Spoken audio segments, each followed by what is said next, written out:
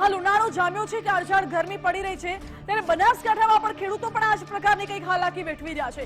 એક તરફ પીવાના પાણીની સમસ્યા વડોદરામાં છે, તો બીજી તરફ સિંચાઈના પાણીની સમસ્યા બનાસકાંઠામાં છે। દિયોદર, લાખણી, કાંકરેજ, ડીસાના ખેડૂતો ધરણા ઉપર બેઠા છે અને એટલા માટે કારણ કે પૂરતું પાણી આપવામાં આવે। કાંકરેજના ચાંગા પમ્પિંગ સ્ટેશન ઉપર ખેડૂતો એકઠા થયા, વિરોધ નોંધાવ્યો। પોતાની માંગણીને લઈને ઉનાળાની સિઝનને લઈને સુજલામ સુફલામ કેનાલમાં પાણી છોડવામાં આવે તેવી માંગ કરવામાં આવી।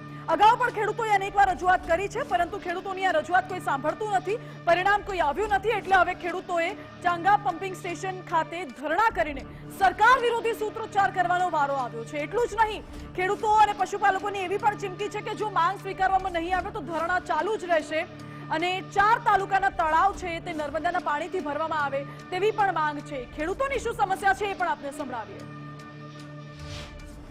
હવે અમારા વિસ્તારની અંદર પાણી મળતું હતું, સરકારશ્રીએ જાહેરાત કરી હતી, એના અનુસંધાને ઉનાળા અમે ખેડૂતોએ વાવેતર પણ કર્યું હતું।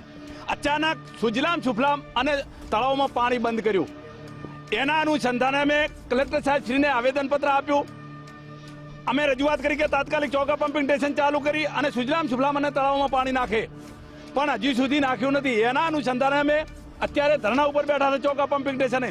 અમે સરકારશ્રીને કહેવા માંગીએ છીએ કે તાત્કાલિક ચોકા પમ્પિંગ સ્ટેશને 6 પંપ ચાલુ કરી અને 1 મહિના માટે અમને ઉનાળાનું પાણી આપે એવી મારી માંગણી છે। આ સરકારે અમને એવું કીધેલું કે આ સાલ ઉનાળામાં પાણી તમને આપવામાં આવશે અને તમે જેટલું વાવેતર કરવું હોય એટલું કરી શકો છો। સીએમ ભૂપેન્દ્રભાઈએ પણ બોલેલા, શંકરભાઈ પણ બોલેલા અને શંકરભાઈ એવું બોલેલા કે આપણે પશુ રાખો, પશુ ઉપર આપણું જીવન નભશે અને એ પ્રમાણે ખેડૂત પશુ રાખવા મળ્યો। ખેડૂત પશુ રાખવા મળ્યો પણ એને ઘાસચારો તો જોઈશે ને, પાણી જોઈશે। પાણી હોય તો ઘાસચારો થાય, ઘાસચારા વગર પશુ રાખવું પોહાય એમ નથી।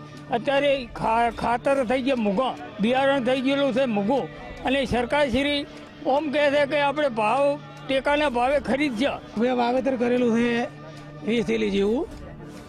હવે શંકરભાઈ એવું બોલેલા કે તમને ઉનાળું પાણી પૂરેપૂરું મળશે। હવે પાણી બંધ કરેલું છે લગભગ ઘણા 10 દિવસથી। અમારે બાજરી બધી બળે છે, પશુઓનો ઘાસચારો બળે છે। હવે અમે 1.5 લાખ 2 લાખનો ખર્ચો કરેલો છે। હવે એમાં અમારે કોઈ વળે એમ છે નહીં। જો આ સરકાર નહીં હોબળે તો અમારે આત્મહત્યા અથવા ત્યાંથી જગ્યા છોડીને જવાનો વારો આવ્યો છે। ખેડૂતોએ ખેતરમાં વાવેતર માટે 1.5 થી 2 લાખ રૂપિયાનો ખર્ચો કર્યો છે અને હવે ત્યાં પાણી જ ન મળતા ખેડૂતો ભારે હાલાકીનો સામનો કરી રહ્યા છે।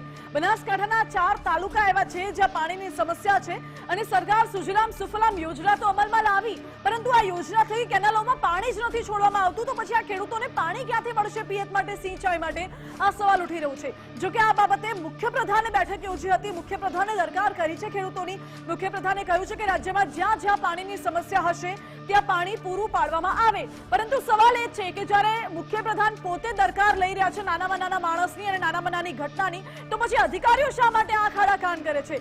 શું સીએમના આદેશને અધિકારીઓ અવગણના કરે છે કે પછી અધિકારીઓને કોઈ જ પડી નથી, ગમે તે થવું હોય થાય, આપણે શું જ્યારે આપણા સુધી આવશે ત્યારે જોયું જશે? આ પ્રકારનું વલણ અધિકારીઓનું છે। આ બધા જ સવાલો ઉઠી રહ્યા છે।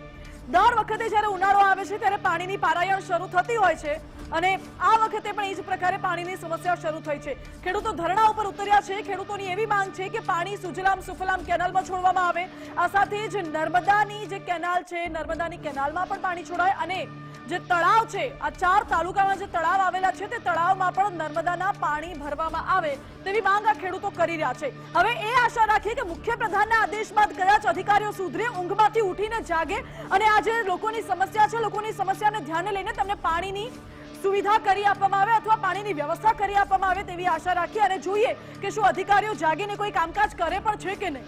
આ સાથે જ સીધું અને સટમાં અત્યારે બસ આટલું જ। આવા જ મુદ્દાઓ સાથે ફરી મળીશું। હાલ મને રજા આપો।